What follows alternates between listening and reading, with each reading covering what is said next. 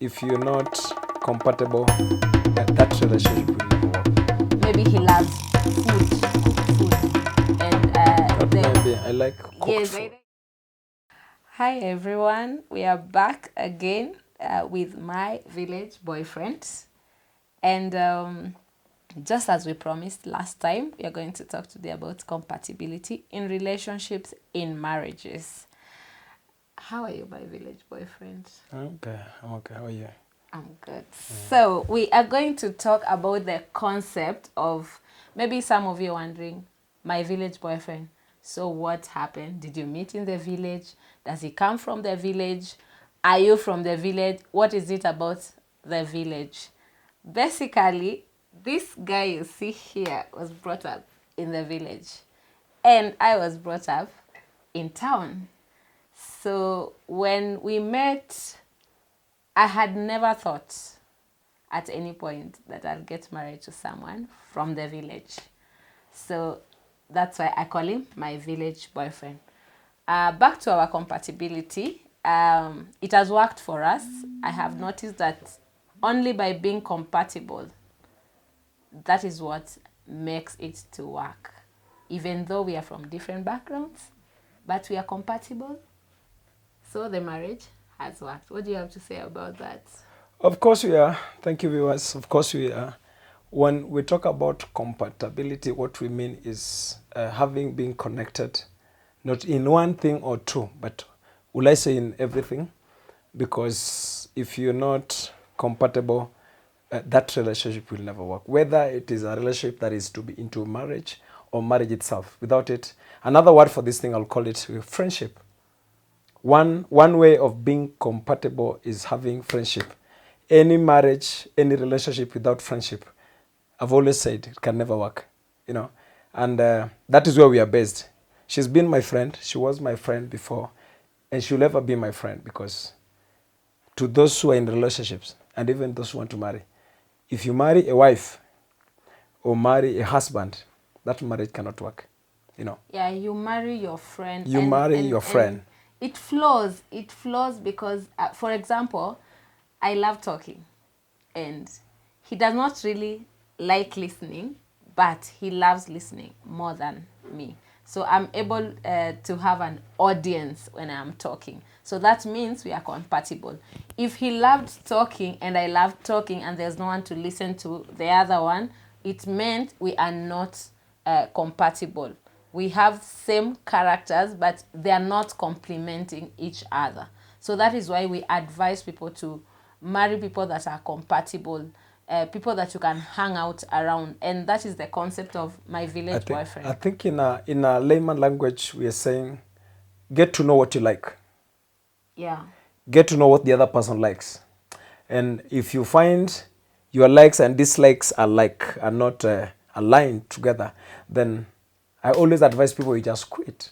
For Yeah, example, the other person likes, how would you call it, fast food. Yeah. You like fast food as a man. Me, I like fast food I like real food cooked as an African woman. As in, the end of it is, most of the time we'll be fighting over this issue, because me, I want to cook food that is cooked. The woman that I'm in a relationship will like food that is bought. Yeah. So who will ever cook for me? Who will I ever cook to? Yeah. So get to know what you like. Get to know what the other person likes. If you find most of the things you guys are together, then that's it. It's easy to flow. It's such a person. Yeah, and also compatibility comes in many dimensions. It could be also compatibility intellectually. There are things that there are careers. There are people that are doing careers in life that are not compatible with the other person. Let's say a lawyer and somebody in the entertainment industry. You find out that the kind of lifestyle that that person has and the kind of lifestyle that the lawyer has are too different. They can't even bring children up together. They can't have to spend time together enough.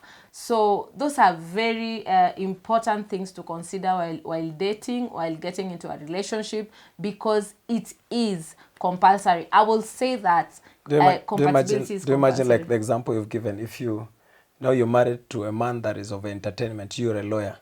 These people, like the guys are movie actors and all that, the way they roll with other people, their relationship Yeah, outside there yeah. and all that, the kind of movies they make, and as in, if you're not comfortable with it, you can't live with it. And even we have a good example. We have a friend. She's a lecturer. The husband is in the fitness industry.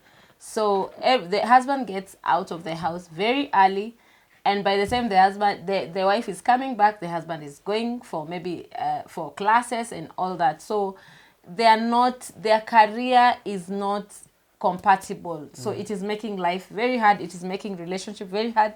It makes time for them to spend time together and do things together becomes a challenge. And you see that it cannot connote a relationship that is going to be healthy. And another thing about compatibility is that you get to enjoy life. I am enjoying life with my village boyfriend because we are compatible. There are things that I love, and he is compatible to the things that I like. So when it comes to compatibility, it has worked for us. It is very important. We are friends. We are flowing. Young people, especially in marriage, they'll feel so obligated if you're not compatible to your partner because, like he said, maybe he loves food, cooked food, and Not maybe, I like cooked yes, food. either you like cooked food, home food, and there are women who just like fast food, or maybe you also like cooked food, but you don't like cooking. So if he likes cooked food and he got married to a woman that does not like cooking, My wife was explaining about food. I've seen several relationships where you find a man will go outside there and eat his favorite food. Then he comes home. In fact, at home, he's known as a man that eats less.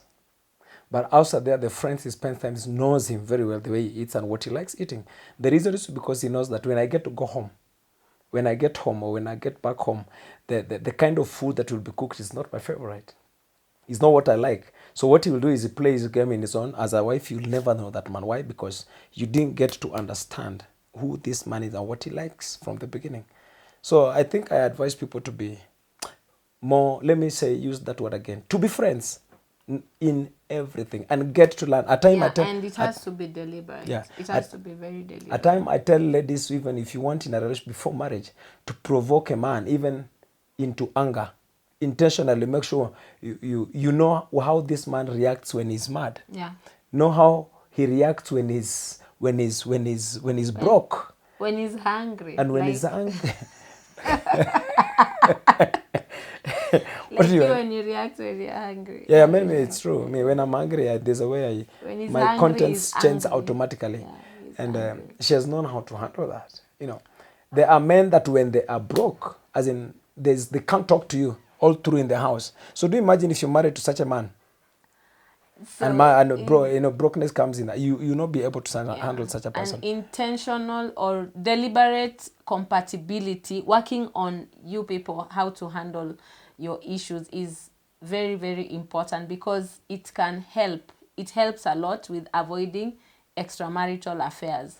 Because if you, for example, if you like cooked food and your wife does not like cooking, and you get somebody somewhere else that loves cooking, you might end up being close to that person or even end up in an extramarital affair because of that one thing that people consider like it's a very tiny or a petty thing.